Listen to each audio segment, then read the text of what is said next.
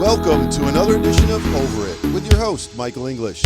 On today's show, we have award-winning author and playwright William Electric Black. He stops by to talk about his children's book initiative, A Gun Is Not Fun. I'm your not available in stores host, Michael English.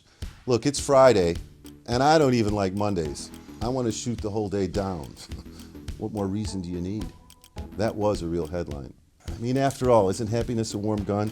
John Lennon wrote a song about it after seeing a cover that Sir George Martin had shown him from a gun magazine.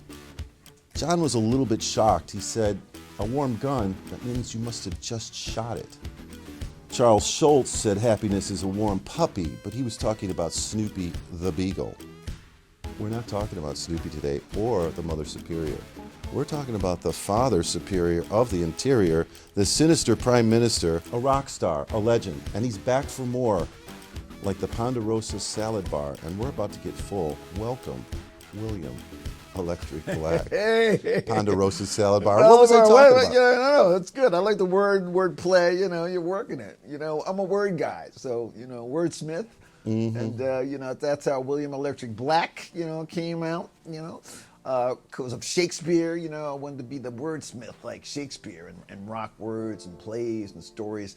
And, now I'm rocking some books, in that direction to help kids. Wait, I got to go back. William Electric Black. We've talked before, but I don't know how long ago that name came about. Grad school. When I was in grad school, right, at Southern Illinois University, where actually they had Confederate flags flying around in the bars. So it was really South. I was like, oh, Southern Illinois.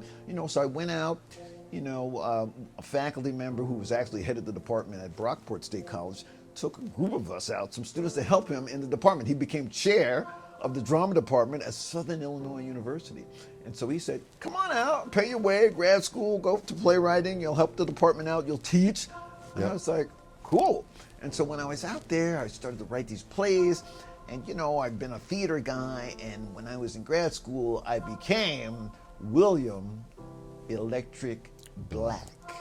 William for Shakespeare, electric because, of the electricity that I'm bringing, and black because, I'm a brother. And so William Electric Black came out of that. Okay. You said grad school. I want to go a little further back. Childhood, Westbury, Long Island. Where's that? Somewhere between Mineola and Salisbury? Yeah. So Westbury, right? What exit? Near Carr Place, okay? Okay. Carr Place was, rival team. We'd play them a little basketball. Okay. Hicksville was the next town over, so Westbury, right in the middle, But before Westbury was Oyster Bay, Long Island. Okay. In a little town called Oyster Bay, Long Island. Right? Billy Joel turf. So actually, that's where my family, I started. I was a little duker there, kindergarten, And then I moved over to Westbury. My family moved when I was like in 4th grade. We moved to Westbury. But cousins, relatives, everybody sort of came up from the south to Oyster Bay. Are there oysters in Oyster Bay? There were oysters, man. We used to go clam digging, run around on the beach there. Beautiful. Like so chilled when I was a kid. Ball tag through the woods at night, right? I love that. Man, you're hitting each other with the big kids, and I was a little duker. So you'd be like, pitch black through the woods playing ball tag. A little duker. I like that phrase. It was like, but great. What an upbringing. Every other house was a family, a friend, a lot of love. Your father, describe his influence in a sentence or two. Man, jack of all trades. So a minister, social worker, right? Tax accountant. Back in the day, forget computers and doing everything through some kind of program. My father, numbers, man, like a genius. When he passed away, people from a zillion people came. He's like a George Bailey, right? They're like, your father did my tax. I didn't even know the people. Your father, business, whatever, household. Your father did our taxes. I'm like, he touched so many people. Not just with that, but also his soul. He was so giving. Umpire, right? Could have been professional at that time, of course, not hiring blacks to be umpires. Wow. So he did sort of a local league with cousins and relatives. So the ball players, the black guys had teams, they had baseball teams. So they would ask my father, come ump, right? So then my father umped for like baseball, little league, and softball league. So I remember as a little duker going to these games in the parks, at night, and he'd be throwing off his, gear. You're out. Do you ever use some of his characteristics in some of your All writing? the time, weaving him in. Bowling. He went before computers because of his numbers. He would be a scorer Bowling's huge back then. on the circuit. He scored. He was a scorer for these leagues. Went all over Queens, Brooklyn, Manhattan. It was on TV. It was so big. Scoring. He did that. And then when it got computerized, he lost his gig. But he did that. And he bowled. All those cats back in the day. Bowling alley. Boom. So like him, his multi-hyphenate title, when you go to a party and you're introduced to somebody you've never met and they say, this is my friend William, how do you say you're a writer or a creator or a playwright? I usually don't kind of go into, I let them sort of say, well, what are you doing? And I say, well, I write, I direct, I produce, compose music. I kind of give them the whole, I do all these things. Then they get it. And then when I'm talking to my students actually at NYU, I'm teaching, I teach over there in dramatic writing and script department. I said, well, you just can't be a writer. I said, you need to be a writer, director, producer. You got to wear all the hats. Costumes, You got it. makeup. All the hats. I mean, there are specific things, those things you can actually grab somebody for, but I'm just saying in general, I got you. You want to get your creative ideas out there. You can't just sit and wait with a script. So I tell them, you got to produce a script, get it up. And in fact, now I have a producing class at NYU. A lot of students wanted to know how to get projects off the ground. Is this graduate work or undergrad? This is a grad. It's an grad program, but the grads last year asked for a producing class. So I did it last year, and now I'm doing the class again. Back at the end of January, we start, the spring semester, and I've got students already signed up for the producing class. Hopefully some of them will watch this program today. Did you find yourself going back to Long Island at all to visit family? Yeah, so family, cousins, people are fading away, passing away. My parents are no longer alive. But Pine Lawn Cemetery, actually, I went out when the weather was warmer to actually go to their gravesite. My mom and dad are buried together, so Absolutely. I went, I took the train, I walked through the graveyard, I found their tombstone, sat there. A writer's journey in one day.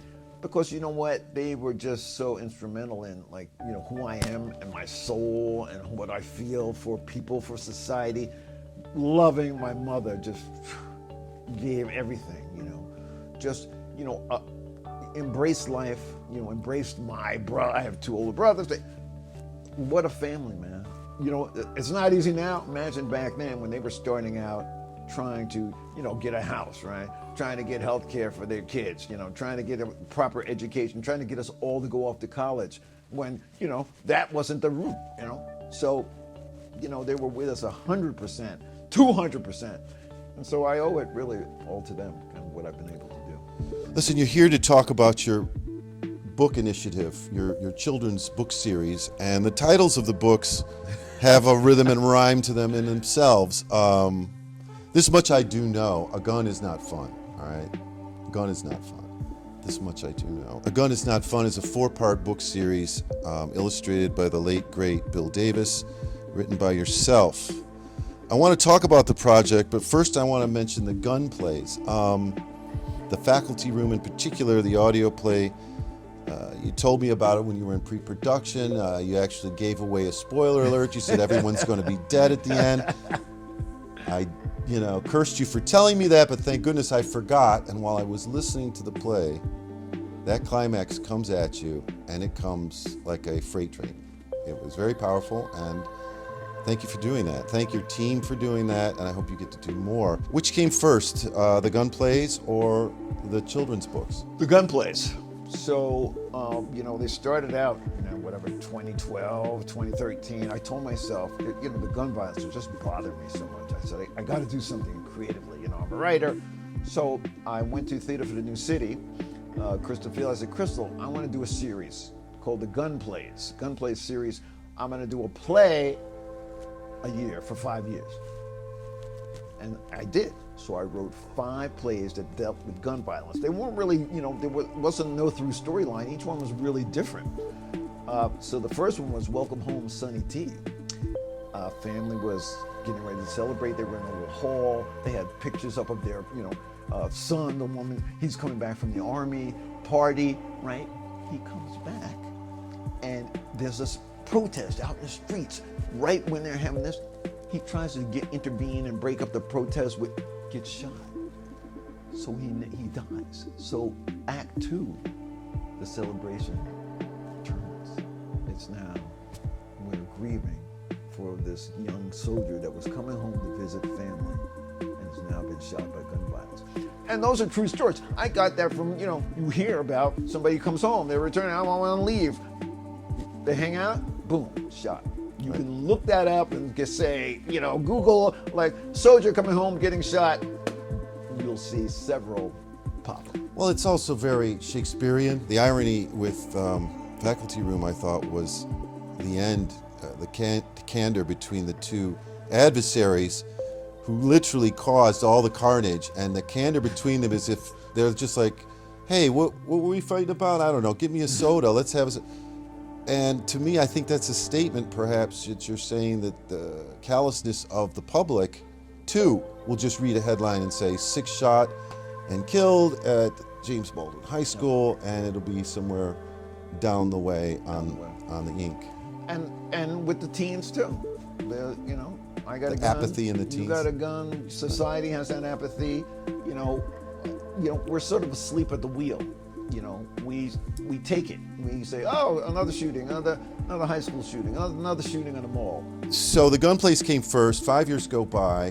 When are you baking this children's initiative? Are you baking it along the way? Along the way, as we did the last one, Subway Story shooting. There was, a drive-by. There was When Black Boys Die.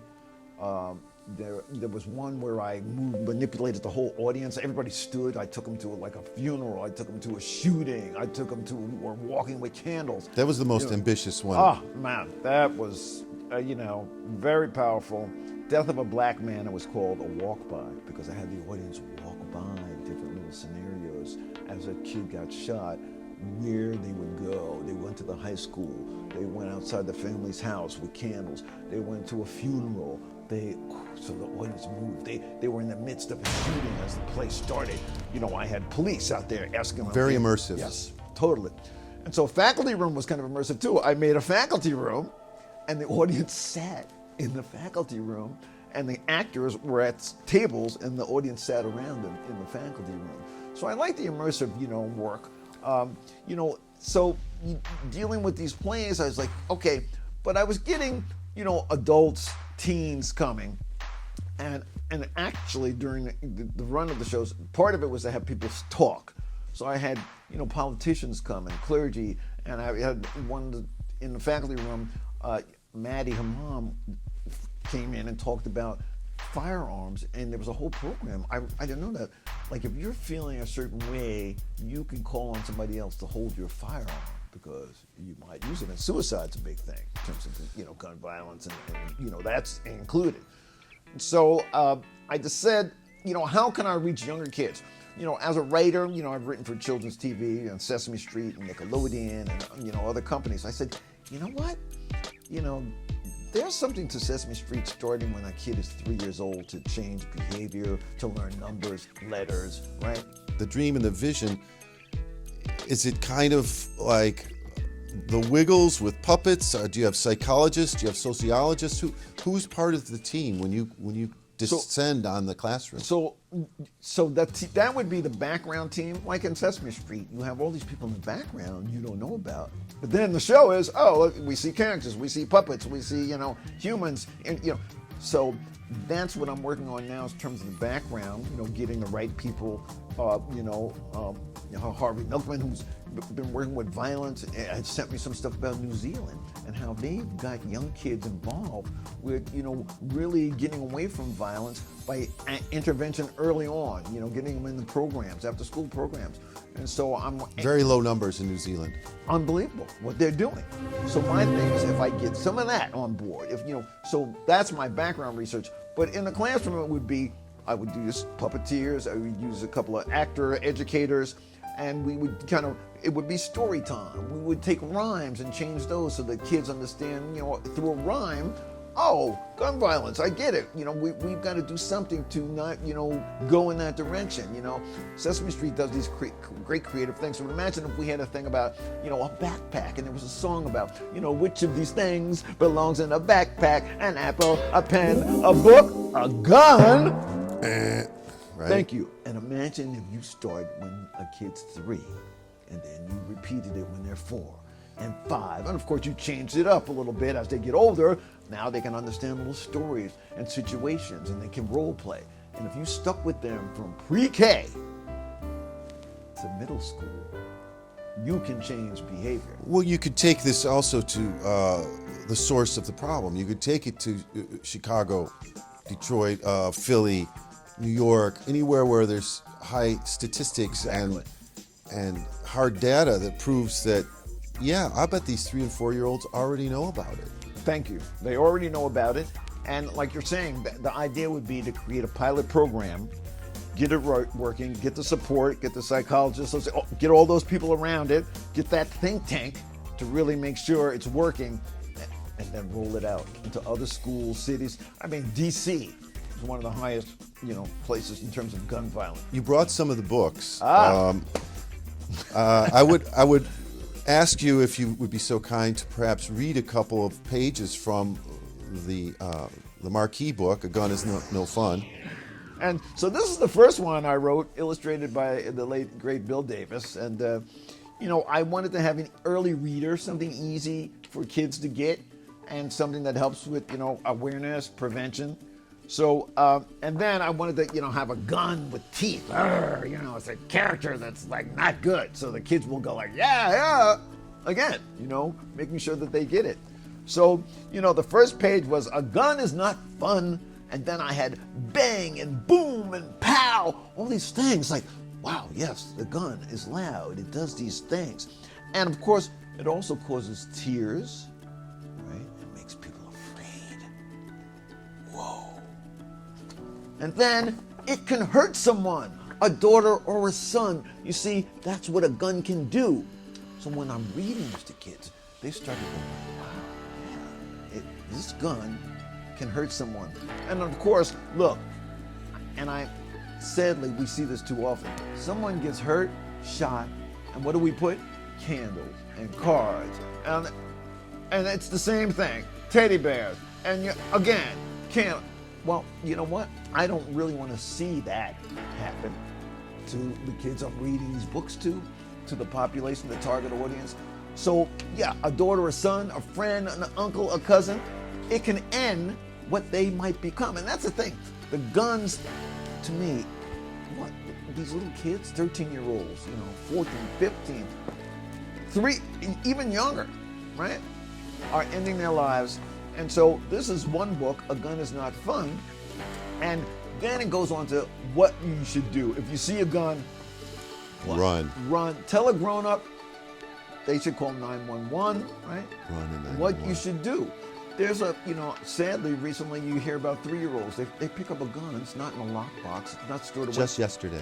Shoot someone. Fort Worth. You see what I'm saying? In a car. There's a gun. Shot mom and then shot himself. A 3 gun years old. is not fun. So if they had a program like this, if you could work with kids at 3, because guns are everywhere, guns are not going to go anywhere.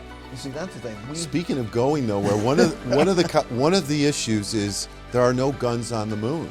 Uh-oh. Now, do you think these billionaires that are going up into space are going to be packing heat? Listen, I've been thinking about this, and I think there should be something, some legalese, we should write up something and say, you know what, as we go up and explore, we should not allow, imagine if we could get this in writing, and, Biden, someone, we're not going to bring any weapons into outer space. You bring tools. You could bring a hammer. Yes, imagine that. But multi-tool. Yes, we should say you cannot bring a gun into outer space. Brilliant. Imagine that. Brilliant. Imagine if we could get that down as a law, as something really on paper saying we forbid it. Because if we don't, what's going to happen? The people that live on the moon, they know. So here's a book called There Are No Guns on the Moon. As told by the residents of the moon. The moon people, they know what's up. they see those billionaires coming, and Page 1. page 1, there are no guns on the moon. You see? And we want to keep it that way. Our gun character, bang, boom, Right. tears, hurt. So the gun character appears again, because we want to use repetition with kids, right? Cheer the moon people. The moon people. Woo! They know that there are no guns on the moon. And of course, they cheer in moon language. So they go, Ruck ma zak ma, right? And Ruck ma zak ma. I do like the language. They're cheering. And their cheer means, of course, there are no guns on the moon. Right. But then I said, let me insert some like moonisms. So mood, the character, the cow jumped over the moon. Would the cow jump over the gun? No way. The cow doesn't jump over the gun. The cow jumps over the moon, right? So, I inserted that. And then cried the man in the moon. Are we going to say man in the gun? No way, So a lot of these books are really call and response. You get the kids to, kind of Call go and along with response, it, you know? absolutely. There are no guns on the moon. It repeats again, repetition for little kids 3 and 4, right? And they can then go bang and boom, right? You get the kids on board, pow and tears. They start to understand what these guns can do. Sang the nightclub singer. Does the nightclub singer sing? Fly me to the gun." No way, right? No way. And so you get the kids to say no. How about whispered a child looking out the window? Is the child going to say, good night, gun? Remember that book? No, Oh, no. It's good night, moon. Good night, moon, yeah. Is the child going to say, good night, gun? No. No. Calling- no, right. No way. And how about, Howl the teenage werewolf, right? Beware of the full gun? No. No way. No way. So I had a lot of fun with this book. I mean, trying to also, engage kids, not like in a heavy-handed way. You want to let them breathe a little bit and understand. So using books, using puppets to help reenact characters, role playing, using songs, getting the kids to understand in a creative way. Well, make no mistake, this isn't just hit it and quit it. You want to be there for a month. A month and stay with them in a school for a month when they're in pre-K, Right. another month when they're in kindergarten, first, second, third, fourth, up to fifth grade. Like lunchtime every day. They would have this program. Imagine what we could do across the country if this program. Well, listen, you're not selling these books on Amazon one by one, and there's a reason for that, because you really believe in this initiative and want to see it come to fruition. Yep. I want the books with the kids. The books would be handed out to the kids. It'd be great to have people support this program. I was telling you about my whole idea with the NBA. Imagine, you get people on board like this. You go to an NBA game and they hand out a gun is not fun. Imagine that. Imagine, you had these superstars, LeBron, supporting this kind of thing. Whoa! Imagine. But targeting the younger child, the kindergarten and younger, is genius in my book, because that's what Sesame Street did so well. I still remember things I learned from Sesame Street 55 years ago. Listen, on a less light note, the Washington Times bully story. Yeah. That the Albuquerque child. Yeah. That was pretty tragic. That's tough. He wanted to intervene and help a kid, and the kid he was trying to stop from bullying another kid shot him. 6 times. So how did that kid get a gun? You see, why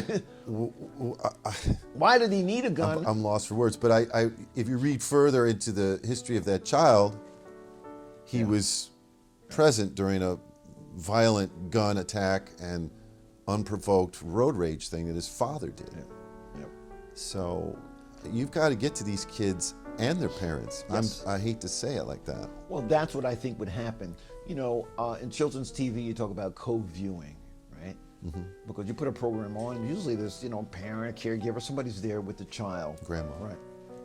So this program, you see, they take it home. Oh, what'd you do in school today? A gun is not fun. I read. Oh, wait, what? Yeah, and what you should do if you see a gun, Grandma, Dad, Aunt, if you see a gun, I'm supposed to call 911. I'm supposed to, not touch it. I'm supposed, wow, wait, what? So the transfer of knowledge, we call it, you see. Now I'm going to get big brother, big sister. Maybe my brother's hanging out. Maybe he's got a gun. Well, the statistics are very surmountable. They recently said there's a gun for every person that's alive in the United States. That's At least. umpteen million guns. Or even more so, right? Right. 1,900 homicides alone in the city of Chicago in the year 2021. Of those 1,900, I suspect, and you made mention of this in earlier discussion, that maybe some of that's suicide, or Yes. I'll take you out, now I'm going to take me out. Yep. And that's mental health to the 10th degree. Yeah.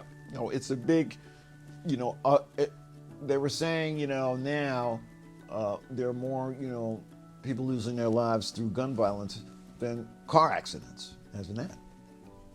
But here's the thing, with cars, right?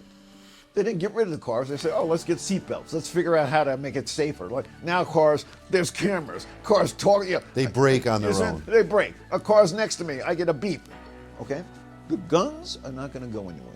We know that from Sandy Hook, Parkland, these other. The guns, we can't get rid of them. You just said, how many millions do we have? So we really have to realize it's a public health crisis. We're going to have to deal with how do we educate our kids now to live with all the guns and the gun violence. That's the thing now. They're not going to go anywhere. They're around. Second Amendment. I was just going to say, Second Amendment by design was boom, Second Amendment. to keep slave owners in charge of that's their right, slave property. militias, so they were allowed them to have the guns. With the guns are around, the guns are not going to go anywhere. We have shooting after shooting. We still have assault weapons. You can get a gun that shoots, 30 rounds a second, which I can't even count 30 rounds a second. They're not going anywhere. So what do we do? Well, the outcome, this is what I want to get at here. What is William Electric Black about? He's about action, right? What are the actions you intend to do? What are the actions you would like to see done? Well, here's the thing. There are people trying to, and even in New York State, we have some serious gun, background checks, right? That stuff is happening in certain states and not other states. So you got a great, one state's like, yes. And the next state says, no, there's no check. Show me your license. You're 15. You say, yeah, take a gun. Where does that come from? Where does that come from? So you have that, there are things that, there are violence interrupters. I mean, there's great groups. I've been working with a group, Guns Down, Life Up. They go out, they try to deal with, sort of people, kids involved with gangs. So people are trying different things, right? And I applaud that. We have to try more, and we have to really work with the young ones. That's my thing. From this day forward, January 7th, 2022, the days of the week used to be Monday, Tuesday, Wednesday, Thursday, right? Friday, Saturday. Today's this day, that day, the other day, yesterday, tomorrow. We've got to pick a day to start this. Yes. And I'm applauding you with my interview here, but we've got to get the word out a little louder. Yes. I'm hoping that, the new mayor, Mayor Eric Adams, gets on board. New York City has a pre-K for all. Imagine if we piggybacked in that program and got it going. Well, now is the time, because New York City residents were so disillusioned by the last mayoral tenure. Both Democrats and Republicans had a lot to say. I think this new gentleman, Mr. Eric Adams, could be approachable. He'll be approachable, we hope, right? A gun is not fun. I mean, he's got to know. He's got to know.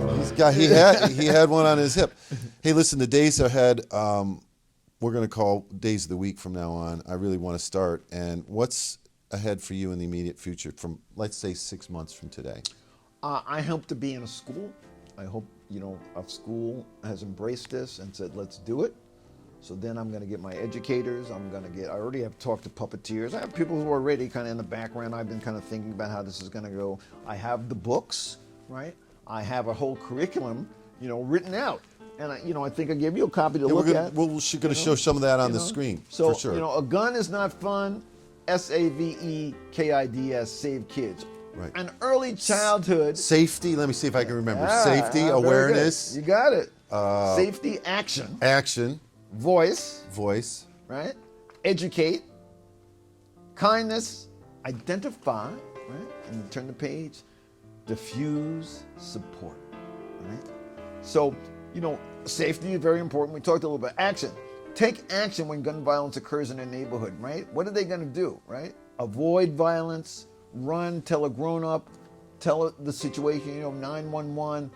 They should not touch a gun, touch a rifle. Imagine if those little kids that are pulling the trigger, they're 3 years old, I find this thing and I've just pointed at myself. By design, when you pick it up, your finger wants to pull the There trigger. it is. That's the problem. They've got to know. So voice, they've got to be a spokesperson. They've got to be an advocate. They've been trying to do this, but they're going to even do it more. We're going to make sure that the kids really have a voice in this because they're innocent. They're in a stoop. They're like hanging out in the playground getting shot. I can't just be even in a playground playing basketball and a bullet zips by and takes me out. That should not happen. Okay, this is by July, but what about in 4 more years?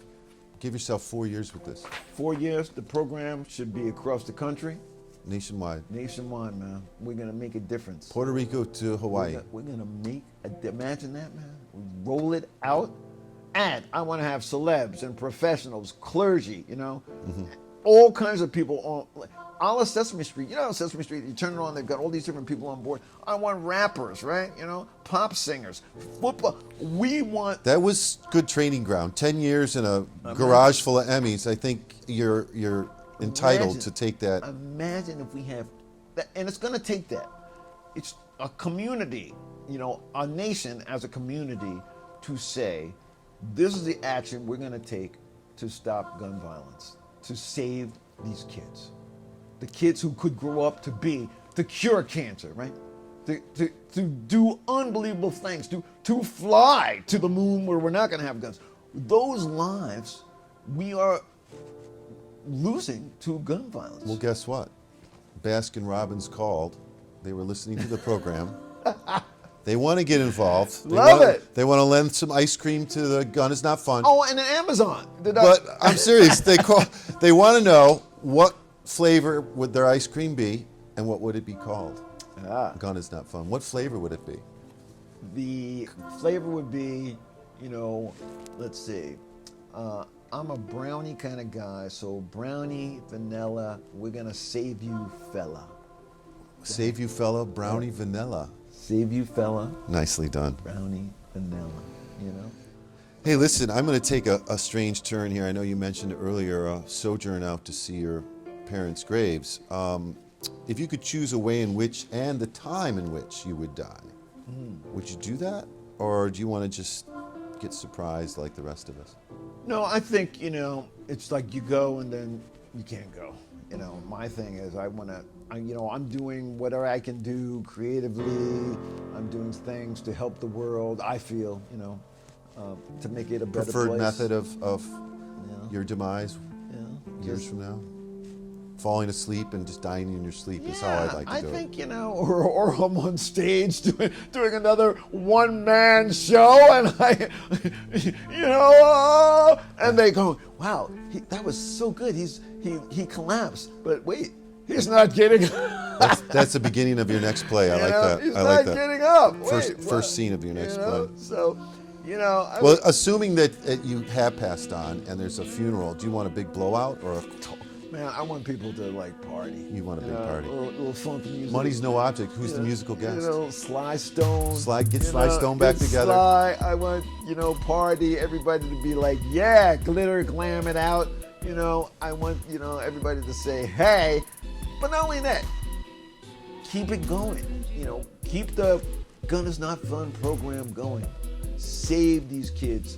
And especially, I hit kids of color. Man, it breaks my heart. They're out there. I see the gun violence.